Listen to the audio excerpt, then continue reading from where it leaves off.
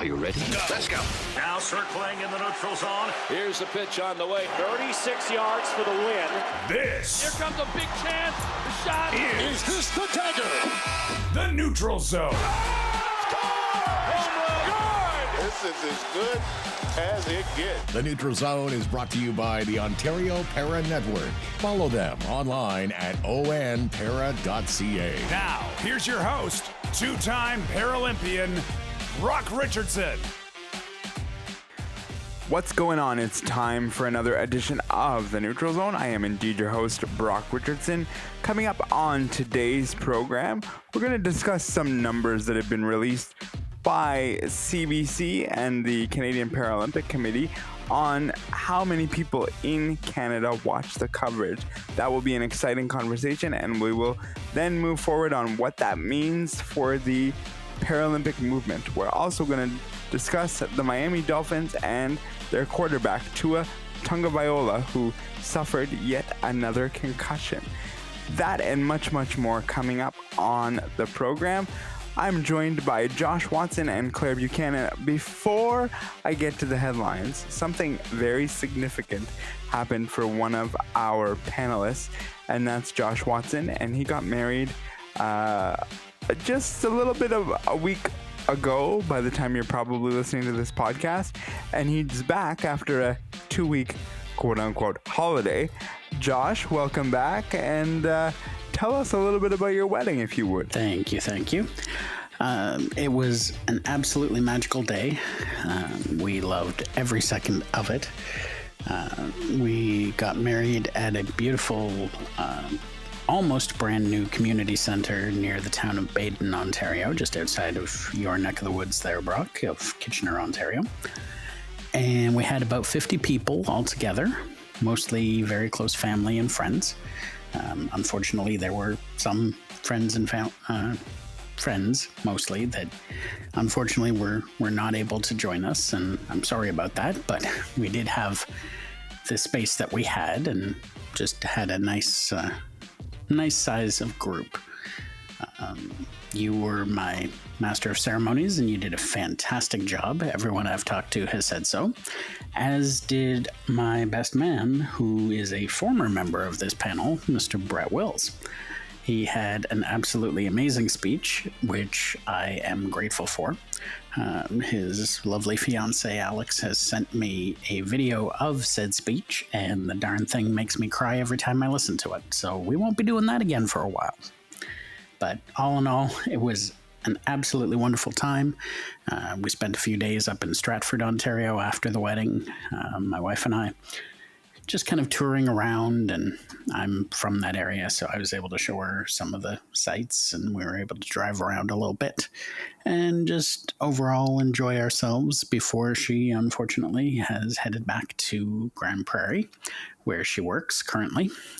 We are working on a plan to be together in one place or another. We're just working on some details.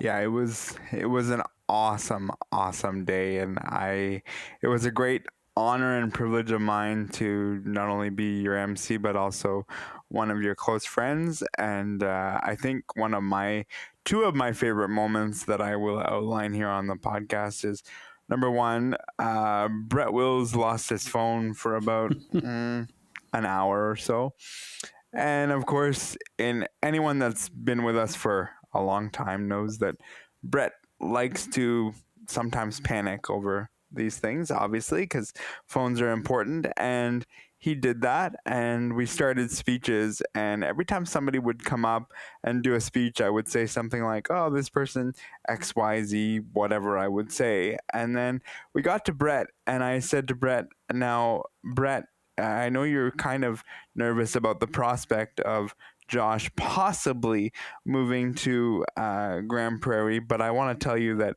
phones and technologies still work as long as you don't have your phone under your rear end. And that's where he had his phone for an hour.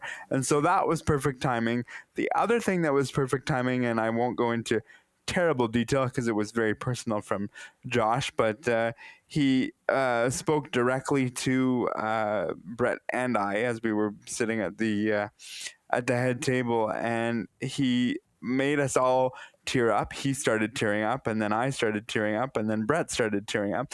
Well, Josh finishes his speech and hands the MC back the microphone, and so I had to compose myself and proceed with the evening. But all in all, it was just a wonderful, wonderful wedding, and we congratulate Tammy and Josh for getting married, and also the people who put the wedding on is Catherine Vatcher and her family and friends and everybody that did a wonderful job. So very, very cool, and I was so glad to be a part of it. And we congratulate Josh from all of us here at the Neutral Zone and all of the audience that I'm sure would also congratulate him as well. With that, let's get on with the show and get into our headlines. Neutral Zone headlines.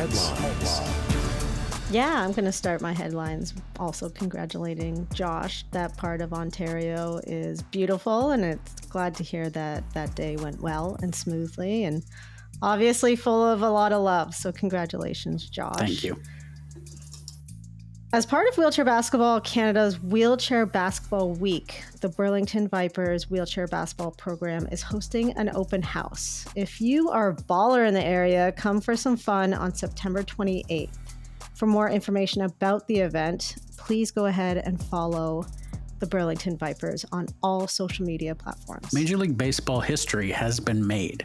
20-year-old Jackson Chourio, who plays for the Milwaukee Brewers, has become the youngest player in league history to record at least 20 home runs and 20 doubles. As anyone who's played sport at a high level knows, sport is not easy, and accumulating 20 home runs and 20 doubles is quite the feat for someone so young. So congratulations to Jackson Chourio. Although there hasn't been much bright spots in the Toronto Blue Jays season, Toronto Blue Jays pitcher Bowden Francis brings a bit of light to the organization as he almost got back-to-back no-hits. He brought a no-hitter into the ninth inning in consecutive starts, and he unfortunately got it taken away from him in that ninth inning. Also, as some positive news from Vladimir Guerrero Jr. is that he has reached 500 plus, and I'm going to say plus because by the time you're listening to this, he'll probably have more, but 500 plus runs batted in, and he becomes the youngest Toronto Blue Jay to ever do this. So even though there's not a lot of bright spots, those are a couple as we wind down the season. Those are your headlines for this week. If you want to get a hold of us on social media, here's how you can do that. And welcome back to the Neutral Zone broadcast booth. Play ball! We're set to get this ball game underway. The first pitch is brought to you by Brock Richardson's X account at Neutral Zone BR. First pitch and a strike. Hey, gang, why not strike up a chat with Claire Buchanan from the Neutral Zone? Find her on X at Neutral Zone CB. There's a swing of the chopper out to second base, right at Claire as she picks up the ball, throws it over to the first base for a routine play. Out! And fans, there's nothing routine about connecting with Cam and Josh from the Neutral Zone at Neutral Zone Cam J and at J Watson 200.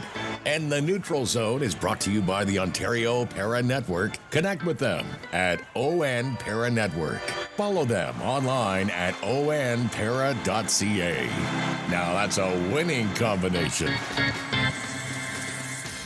So there has been some stuff reported on CBC and its coverage. And here's where we're going to start. The Paralympic coverage for CBC saw 11 million Canadians digest the coverage on multiple platforms, so the radio, television, and just general media platforms. This is the highest in Paralympic history. Claire, what do you make of this if we just take the numbers alone?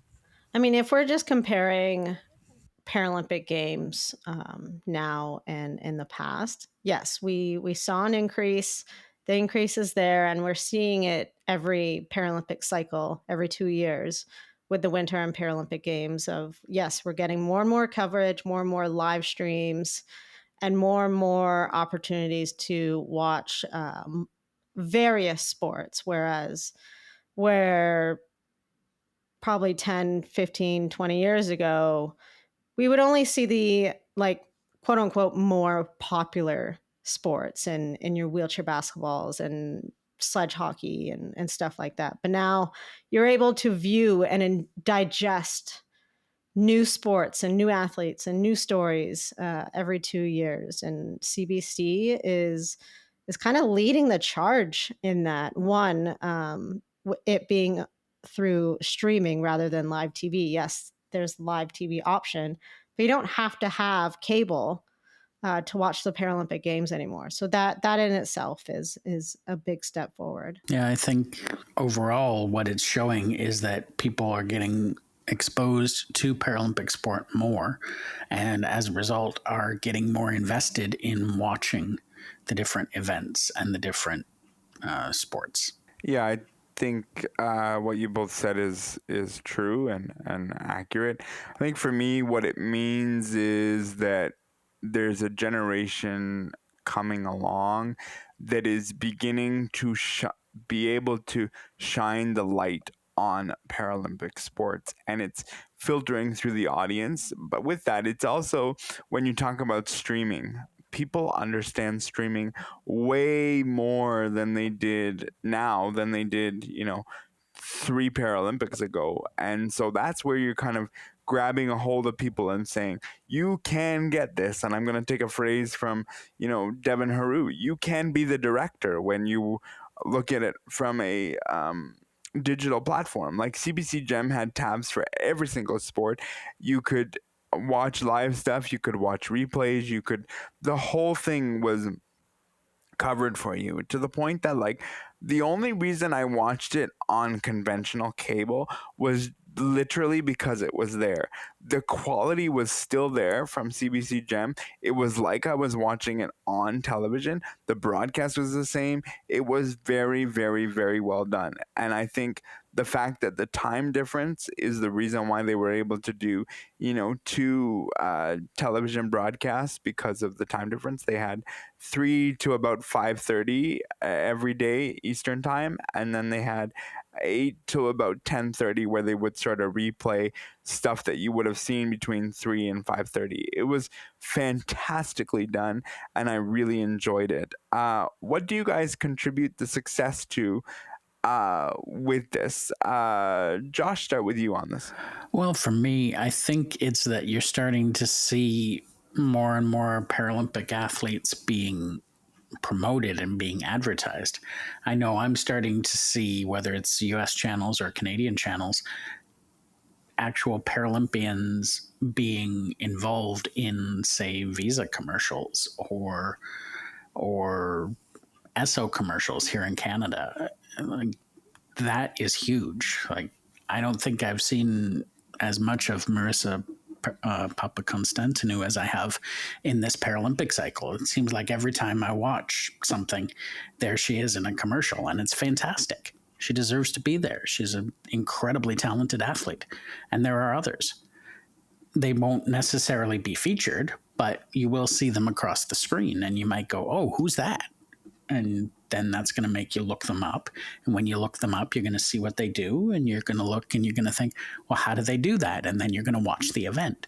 So it all comes back, in my opinion, to the advertising. Like, get these faces out there, just like the Olympians. Put their faces out there so people know who they are, and then we can cheer for them.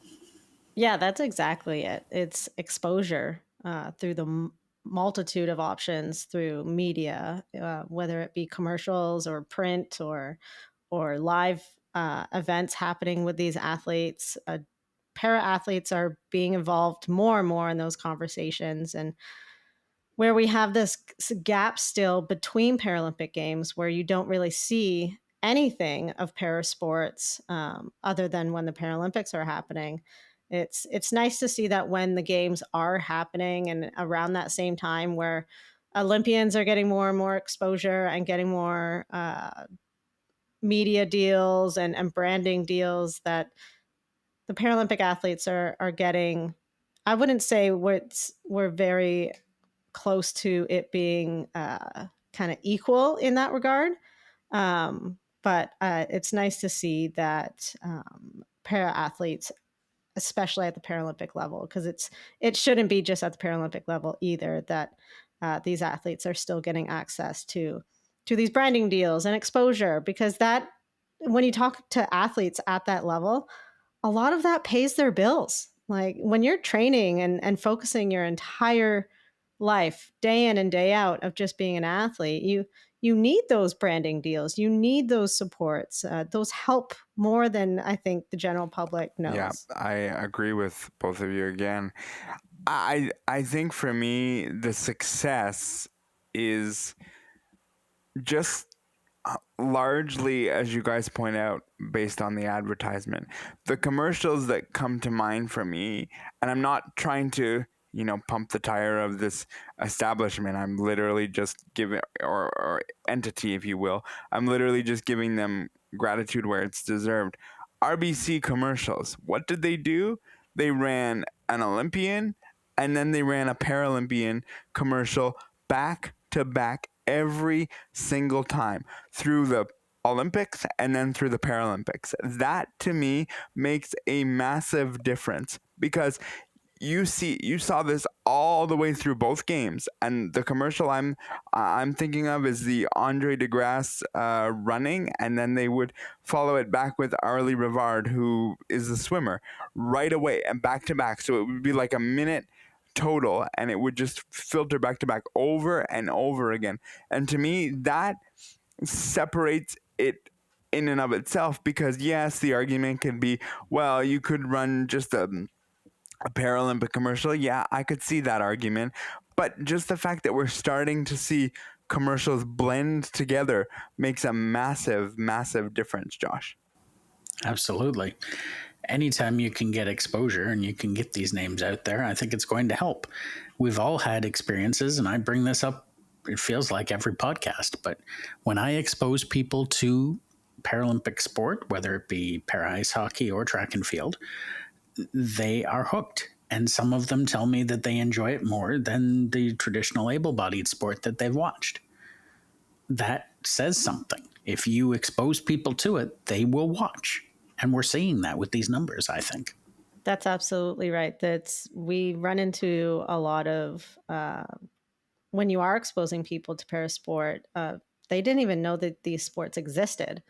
And so that's what, has been my experience for quite a while, especially growing the women's game and with para hockey, is a lot of the general public, whether it's the able-bodied community or the disabled community, in some aspect, they don't even realize that these sports are out there, whether it's for competition or just for an active lifestyle. We see the Paralympic Games and the Paralympic movement and parasport, and we think of only this aspect of being a competitive athlete, but parasports also is there to give access to the disabled community just to have an active lifestyle. Yeah, it does. Yeah, absolutely. It does so much for you that people don't even realize what it does. And I think you don't realize it till you're in it and you're in the thick of it and you're all of those things. I'm gonna lead off my own question here, because just to give you guys a couple of ways you can go with this. And the question is, how does this help the Paralympic movement? I have two ways in my mind that it helps the Paralympic movement. Number one, we saw over $500,000 in medal money won by Canadians, which is very, very impressive, for one. Number two, you saw sports that necessarily aren't as well known, bocce, goalball, get numbers in the ratings that they had never seen. I don't actually have quantitative numbers on both of those. I just heard and understood that both of those sports really got numbers from the streaming platform that they have never seen before, which is very, very impressive, because you often talk about, sports that everyone knows. Everyone gravitates towards wheelchair basketball. Everyone gravitates towards rugby. Everyone gravitates towards track. Everyone there's these sports that everyone gravitates to because they know and understand. And I throw the pool in there as well. These are all sports that people understand. For the sports that don't get as much understanding or exposure, this means something. And the reason this means something is because people are going, wow, goalball is an impressive game. Wow, bocce is an impressive game. And it's just making people go, there's more to this than just the things that I know and I understand. So for you guys, what would you say this does for the Paralympic movement if those are my two examples? And you guys are welcome to respond or throw your own example on the table. Start with Claire on this one. Yeah, I mean, it's moving in a forward direction, and we can talk about exposure and broadcasting of sports and how much it helps. But again, it's giving access to the general public of not just sport at a high level, but sport for everybody. And you've seen it both at the Olympics and the Paralympics here in Paris recently, is that you see competitions happening, and that night children and adults are signing up for that sport the next day just because they saw it on TV. And it's nice that we have access and we get to watch the Paralympics every 2 years. But again, I want to bring up the gap that there is between the Paralympic Games. There's all that time that we don't get access to parasport being shown on your basic TV shows and sports broadcasting companies. And you might catch the odd wheelchair basketball game on CBC Gem here and there, but there's a lot of high level competitions that you got to catch on YouTube, or you got to find some other link that you may have to pay for. And it's just really hard to access sometimes. And it's frustrating because there's so much time I feel like that could be utilized to use and continue the Paralympic movement in between the Paralympics. I feel like the Paralympic movement only really gets highlighted for those 2 weeks that they're happening, and then we kind of get forgotten about. Yeah, I can totally see that. I mean, we see on CBC all the time that there are skiing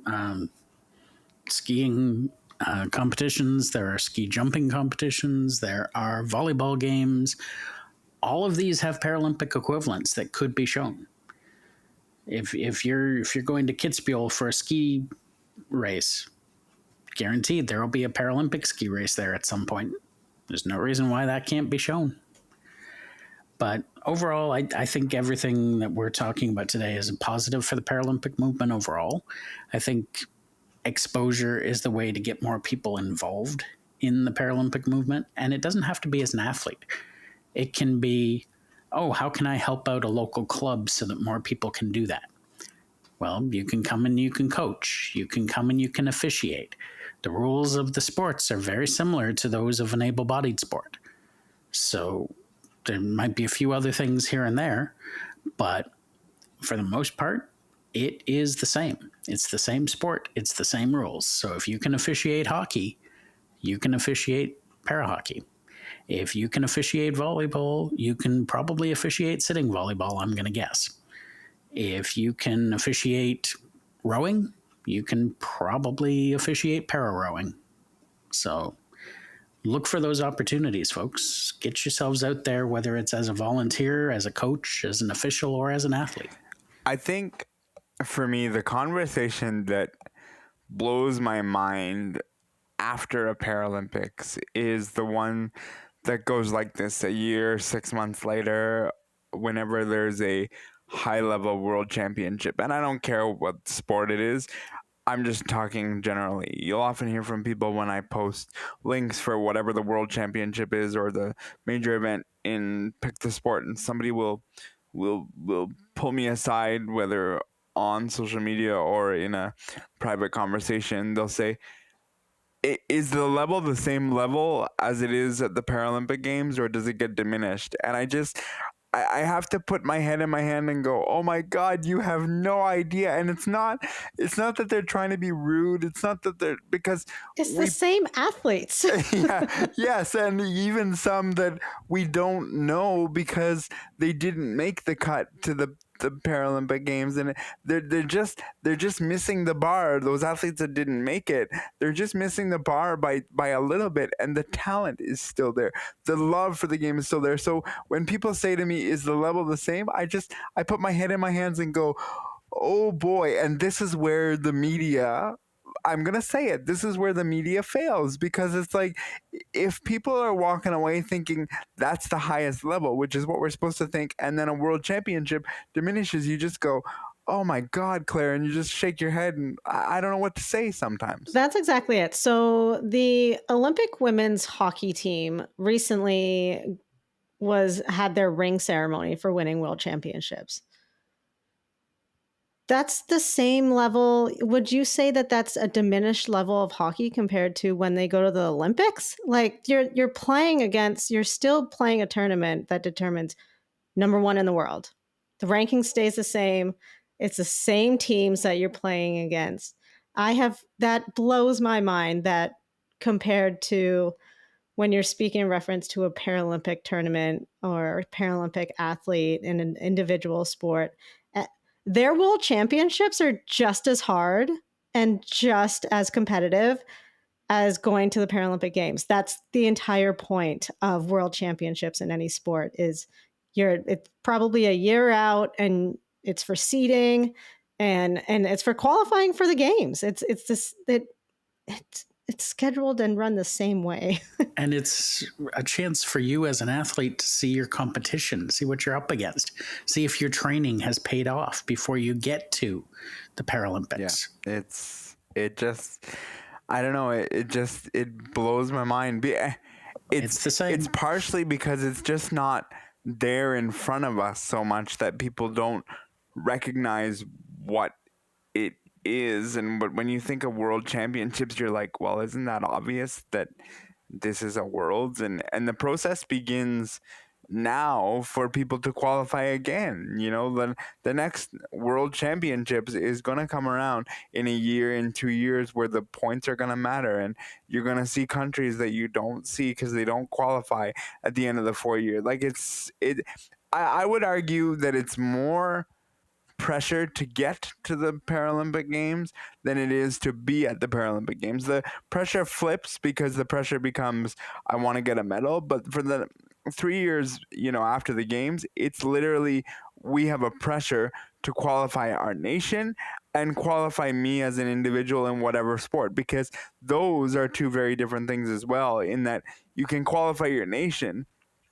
but that doesn't necessarily mean that you automatically solidify your spot. And so these events are one and the same and demand close to the same level of focus, pressure, all that sort of thing. It's just we don't recognize it because it's not under the umbrella of the Paralympic Games. And it's something that I just really, really sometimes go, oh my God, you're so innocent, and I just want to teach you, allow you to understand. Yeah, because if they knew, they would be on it like they would be on any other world championships of any kind, because if they understood, they would know. But people inadvertently just don't understand, and they just walk away and go, well, that was fun for the Paralympics, and we move on. But these athletes are buckling up almost right away again to do these games again. Well, and let's be honest here. The reason that the Paralympic movement doesn't continue beyond Paralympic Games is because advertisers and media outlets don't see it being lucrative. Yeah. If they knew that they could make money showing it, it would be shown. That's the sad reality. They still don't see the financial value in showing it. And it's such a shame, because these athletes deserve that exposure. Like, why do we have athletes like Puisan Lai and Aaron Young going over to Germany to play wheelchair basketball and not getting any exposure? Those games are on YouTube every week. We could all watch them. but nobody knows they're there. That's exactly it. There's a whole entire pro league in Europe for multiple para sports, not just wheelchair basketball. These are professional athletes playing at the highest level.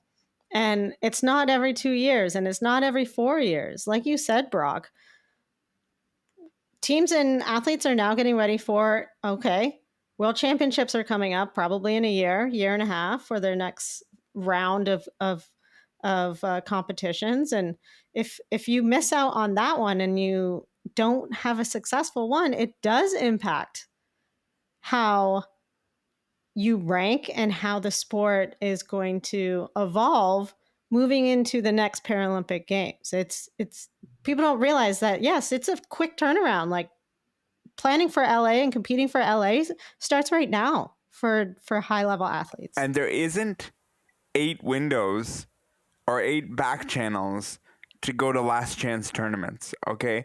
For some sports, those last chance tournaments are the Pan Am Games, which are a year out from the game. So some sports have 2 chances to boost their ranking up. Some sports have 3. There's a couple that have 4, but not many. It's really between the neighborhood of 2 and 3 events that mean something. And this is where I just think to myself, those are the type of events that I want to see publicized. I want to see publicized the same because they mean something.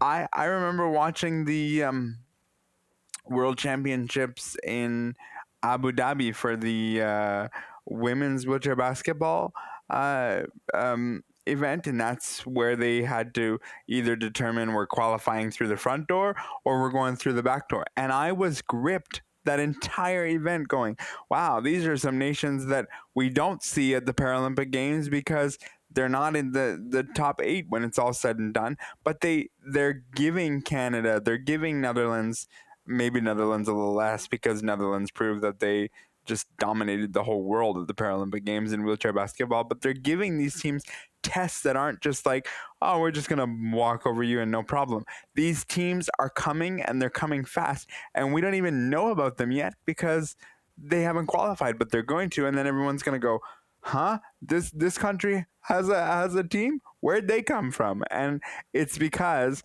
it's not exposed to us, and it should be exposed. That's my little rant, or our little rant for a couple of minutes.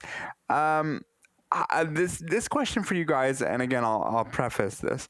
The question is, are we any closer to equal coverage? And what I'm going to do here is tell you that NBC had 2 days on the weekend, so the opening weekend, and then when it got closed, NBC had 2 full day coverage of the Paralympic Games. And just for context, when I say full day, I mean full awake day. So they had 12 hours of coverage. CBC on conventional television had a maximum of, say, 5 hours on any given day, albeit every day.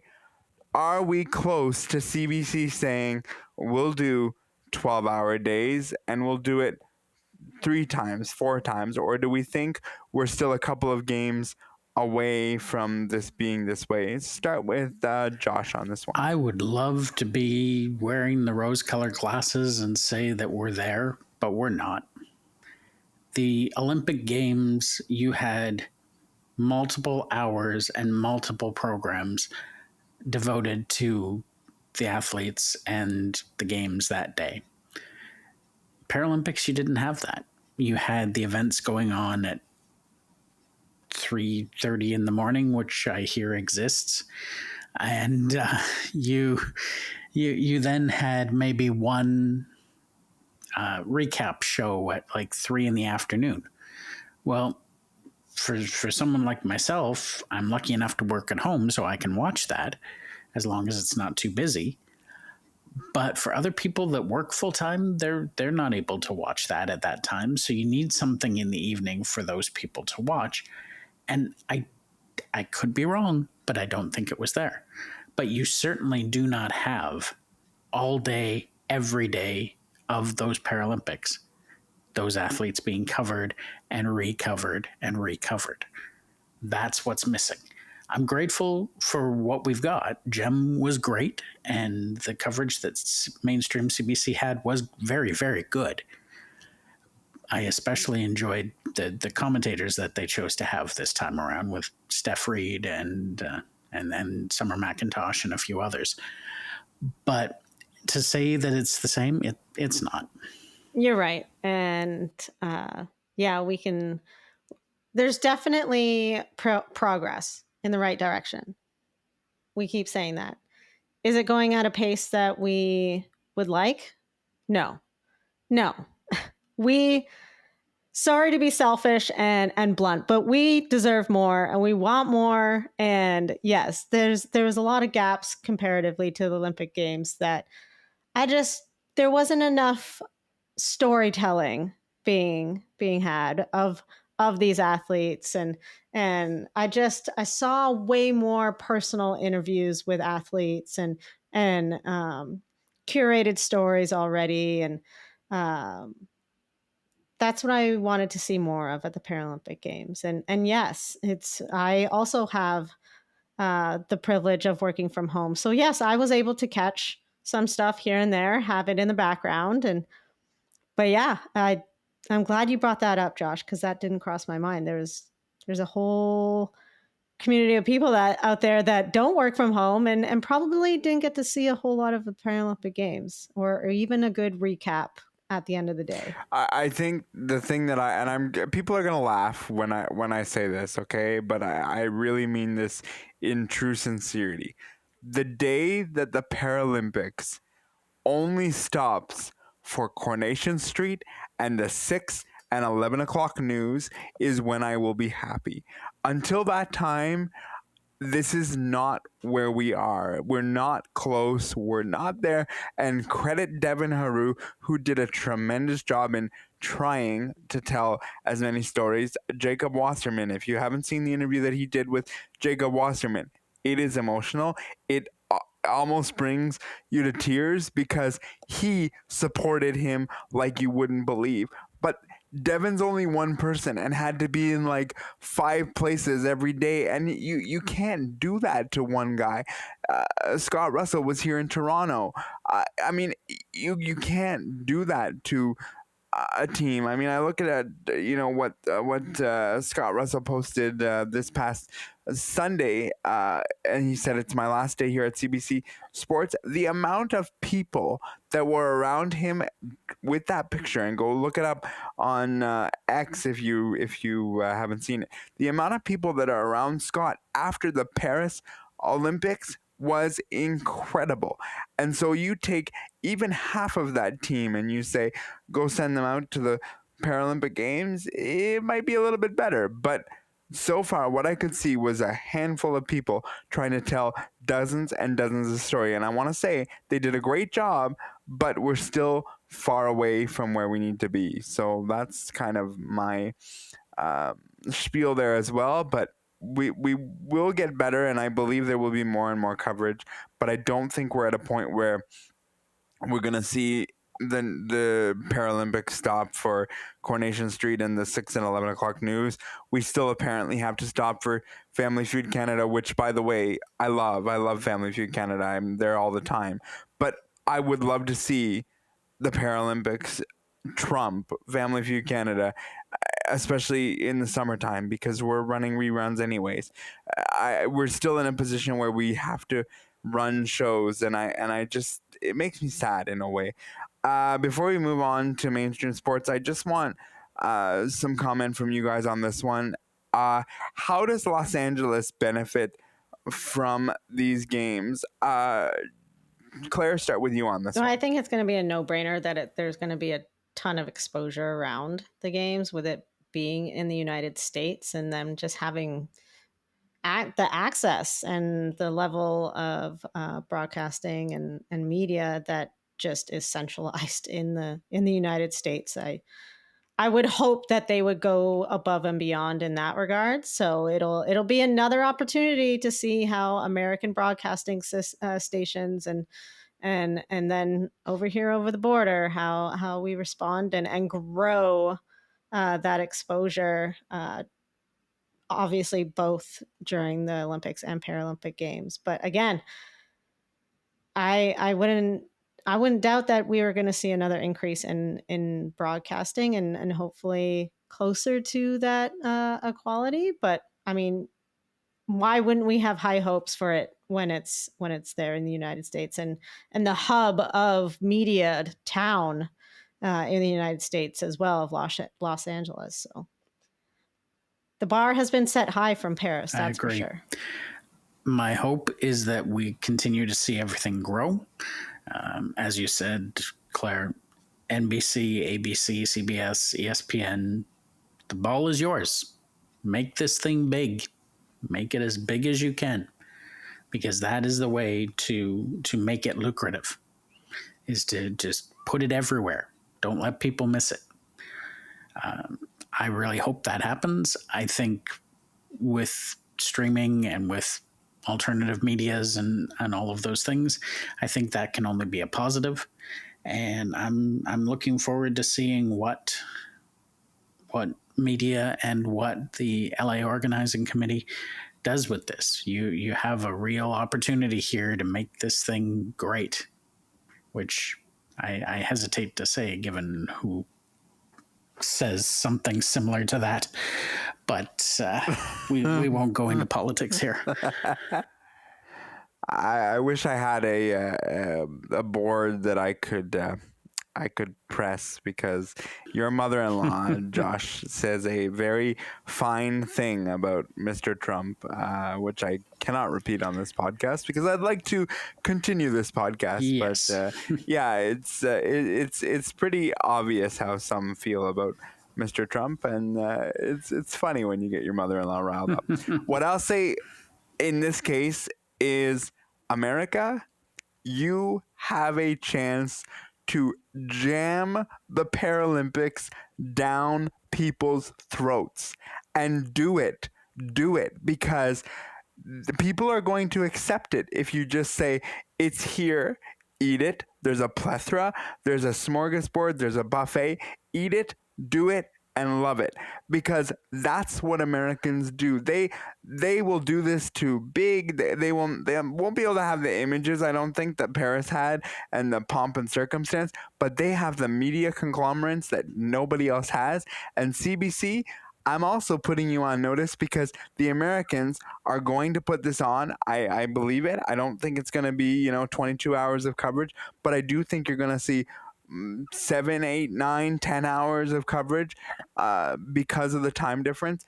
And CBC, you do not want to fall behind the Americans, because they have the resources to do it, and we need to follow suit because we are part of North America, and the time difference gives people zero excuse not to jam the Paralympics down our throat in 4 years, because trust me, I would bet that Paris was pretty close to jamming it down people's throats in Paris, because they were happy to have it, and I think the Americans are going to feel the same. Any comments before we move on to our mainstream sports topic? Having it 3 hours behind the Eastern time zone makes it a lot more palatable. Yes, that absolutely. The time difference is going to make a difference. And you know what? What really bummed me out, yes, I'm Canadian, but I was really bummed out that Snoop Dogg wasn't at the Paralympics. Why? That was such a... he's hilarious. Man, that's so much of lost good content there. I would have loved to see Snoop Dogg get in a wheelchair rugby chair and try wheelchair rugby, or do blind soccer, or, like... Put him on a goalball court. That was my biggest downfall from Paris. Fair enough. We'll see what happens in 4 years' time, for sure, as to what LA does. I think it's going to be big. Sorry, Josh, any comment before I move on? I was just going to move on without hearing from you, but any final comment? No, I think we've covered it. We're good. Fair enough. Let's hear from our sponsor, the Ontario Para Network. The Neutral Zone is sponsored by the Ontario Para Network. Their focus on the growth and development of wheelchair basketball, tennis, and rugby in Ontario. All right, this is a topic that I believe that we're going to have some passionate discussion, and this stems around the Miami Dolphins quarterback Tua Tagovailoa, who suffered yet another concussion in a recent game against the Buffalo Bills. Now, I will tell you that Mr. Tua makes just around $220 million, and he suffered his fourth documented concussion. And let me put documented out there. Josh, you are a fan of this team. What says one married, wedding bliss Josh Watson on his quarterback, Tua Tagovailoa? This is absolutely heartbreaking because, yes, I'm a fan, and yes, I want my team to do well and beat the other teams in the division, the Jets and the Bills, and there's other teams that I'm missing. I want them to be in the playoffs. I want them to do well. But more than that, I recognize that these are humans. And watching him go down and have that fencing reflex, it hurts. It hurts. He has 2 young kids. He's a married man himself. He's got to start thinking about his future. And the one problem we have, especially as men, when we are in our 20s, is we think we're invincible. We think we can we pull out the old Monty Python line. It's only a flesh wound. Well, no, it's not. That is your brain, and your brain is now scrambled for the 4th time. I have been very lucky in my career, knock on wood. I don't believe I've actually suffered a concussion, although I do think I came close. I got hit playing para hockey one day and knocked on my side with enough force that I slid headfirst into the boards. And I sat for a period and a half because I didn't feel right.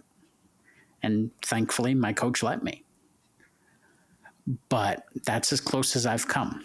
And if that's even 1/10 of what a concussion feels like, I don't want them. And I can't imagine going out and playing again after getting one of those. I really can't. And yet there's media reports already that he is saying, "Oh, I'm not going to retire." You're not even going to think about it? Someone has to sit him down and remind him that there is a life after football. Because as much as I want my team to win, and I will be honest with you, Skylar Thompson is not a viable option at quarterback for us. I want the player to have a life after football. We have too many stories like Junior Seau and others who either lose their lives or take their lives because of CTE that they suffered while they played, for us to just sweep this under the rug. And he's had 4 in a very short number of years. Yeah, I gotta say, all 4 concussions, I think I've only seen the replay once of each. It's hard to watch. It's hard to watch in the moment. Yeah, you don't want that happening to anybody. And the force and the speed and the size that these athletes are in the NFL, there's a reason why CTE is such a big issue in NFL football specifically. They're trying to put a Band-Aid on a bigger issue also with these helmet caps that when you look at the science and talk to the professionals, they don't really make a difference. It's it's something that needs to be considered at a much more serious level than putting a little more padding over your helmet. Yeah, it's heartbreaking to see, and it sucks because he is so young, and you want to, at that level, any athlete, you want to play as long as you can, and especially signing a new contract, and all these things can be taken into account. But at the end of the day, it's just a sport. Your health is most important. Your family is more important, and it's concussion symptoms are lifelong. I think that's something that doesn't get pointed out enough, is that yes, your immediate symptoms of headaches and dizziness and all these things might heal over time, but the memory loss and the way that it affects your personality and it truly just it changes the way that you go about your life day to day, and the things that you have to put it in perspective. And I don't think that's what he's doing yet. I hope that over time, his I hope that he thinks more about it. And I hope that he actually, like, he's in the NFL. He better have access and someone who is a therapist with him right now, sitting him down and starting those conversations, because that's what he needs. He needs someone to talk to and really put into perspective of what the reality is. And the scary thing for me is, in watching that play, he was focused on making a play. He wasn't thinking about his health. He wasn't thinking about himself. And that's an automatic thing. That is an ingrained thing as a competitive athlete. You go for that extra yard. But the way he went into Hamlin, like, there was nothing Hamlin could do to lessen that hit. He ran right into him, head first. There's a reason you're taught to slide as a quarterback. And it just makes me sick. It honestly does. I support a quarterback in Josh Allen who uses his legs like no one else, and who puts himself on the line, game in and game out. But he does things in the smart way, and I'm putting this in quotes because injuries can happen anybody anytime because of football in this situation. What I see from Tua is exactly what Josh is saying, and it's not going to change because the mindset is the same. You could sit there and tell Tua till you're blue in the face, slide, slide, slide, and he is so programmed, Josh, as you point out, that he can't do football in any other way. The way he plays football is not safe in the least. And my second choice for team because of Tua is the Miami Dolphins, and it pains me to admit that, but it is true. Come to the dark side. and I can't watch him do that. And the head coach Mike McDaniel said it's time for you to become the starting quarterback in your life and being a father. And I cannot agree with that more. He needs to be that. He needs to be that family person and step up to the plate for his family and be that starting QB for his family. Football, he can't do it anymore because he's going to do it again. And one of these times we're going to take him off with a stretcher. I saw one of his friends day after this happened who was almost in tears, basically saying, you need to make the right decision here, bro. This is about life. This is not about football anymore. This is pro-life. And yes, if you see the episode of the title, I just used the title pro-life. It's about your life. It's about moving forward for what's better. There is a life after football, and I know right now he doesn't see that, Josh, but he needs to see that real quick, because one day he's not going to be able to get off the field on his own, and it's going to be on a stretcher, and it's going to be real bad. Real bad. That person was Manti Te'o, who had an 8-year career in the NFL and knows what it's like to suffer concussions at the hands of offensive linemen. there's really no way to say it. The sad thing is that, number one, McDaniel comes out and says you need to be the starting quarterback of your family, and there are people who go in the comment sections of articles going, oh yeah, he doesn't really believe that. He wants his player back on the field and blah, blah, blah. You know what? Mike McDaniel is a different cat. He, I think, actually does give a damn about his players. And number two, the sad thing is you can't force him to retire, because if the Miami Dolphins sit there and say to him, you're not playing again, he'll just turn around and he'll grieve that through the NFLPA, saying, I'm fine.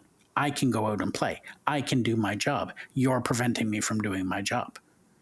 There has to be some way to get through to this man, this young man, that you have hopefully 60 years ahead of you after this game.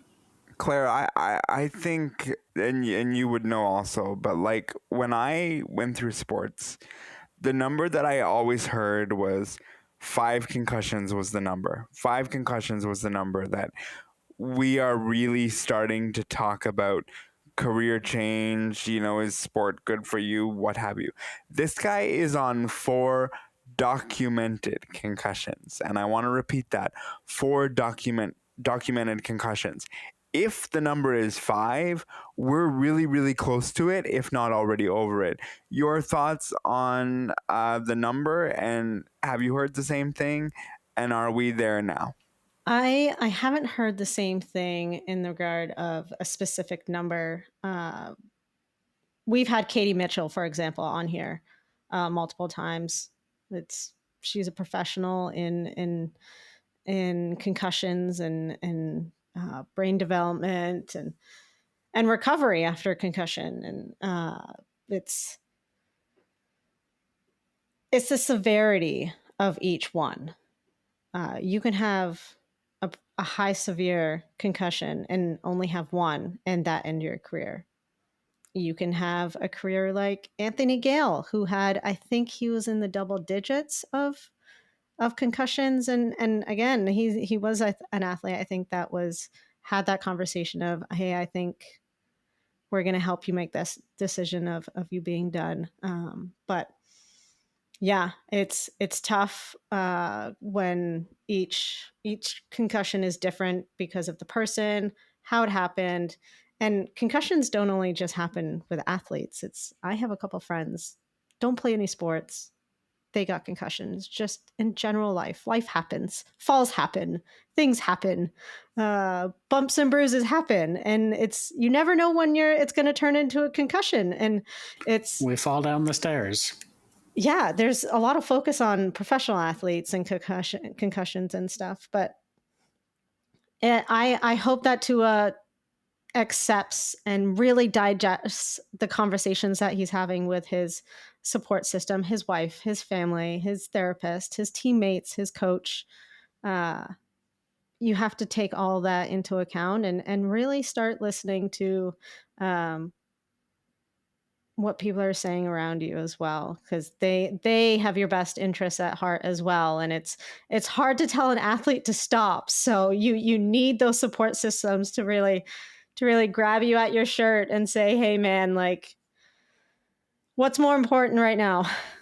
Don't be stupid. The challenge is that he won't be thinking straight for a long time. Whether he can tell me exactly, what happened or whatever. That same interview that Josh and I were talking about, the gentleman said, he's like, I've had concussions and I remember laying on the field and not remembering the walk to the locker room. That's real. And he articulated Tua didn't remember the walk to the dressing room, whether he wants to admit it or not. Period. Full stop. And you guys talk about concussions that can happen anytime, any place. I had a concussion being transferred into my bed at 9:30 10:30 at night, okay? I was in my Hoyer lift. I'm a wheelchair user for those that are tuning in for the very first time. Hi, I'm a wheelchair user and need a Hoyer lift to get into my bed. I was being transferred into my bed, and one of the straps was not done up properly, and I fell from about 6 feet in the air, hit my head on the hardwood floor, and that's the end. And that was a Paralympic year. I was about 6 inches away from hitting my temple. That would have been not good. And it can happen anywhere, anytime, any place. And when it happens in sports, that's real tough. And I've told you guys before about some of the tricks that they tried to use to recover from a concussion, and some of that's not pretty. And I remember being like, oh, I gotta go to the Paralympic Games, London 2012. That brain mentality for an athlete is real. It is something. Somebody has to grab you by the shirt and say, you need to sit in a room with no lights on for like 3 days and enjoy your life, because if you want to play sports, you got to do the right thing. But there is a point, Claire, and I'll give you the last word on this. There is a point where you just got to be like, stop. That's it. You're done. Absolutely. And it's like I said, it's situation by situation. But I think even when you get to the point of questioning it, if you've gotten to the point of like, okay, I've had a should I go back? That is your sign. That is your sign that you've reached a point where it's serious enough to quit cold turkey. Stop. Right now you're not doing this again. So you have to really it's a tough conversation with yourself and the people around you, but if a concussion happens, you can't ignore it. All right, I lied, Josh. I'll give you the last word. You're a fan of this organization. Final thought. I'm a fan of this organization, but I'm a fan of Tua the person. Do what is best for you and your family. The team will move on. That is the end of our episode for this week. I'd like to thank Josh Watson and Claire Buchanan. I'd also like to thank our technical producer, Marco Follow. Stay tuned for next week. Be safe, be well. The Neutral Zone is brought to you by the Ontario Para Network. Connect with them at ON Para Network. Follow them online at onpara.ca. Now that's a winning combination.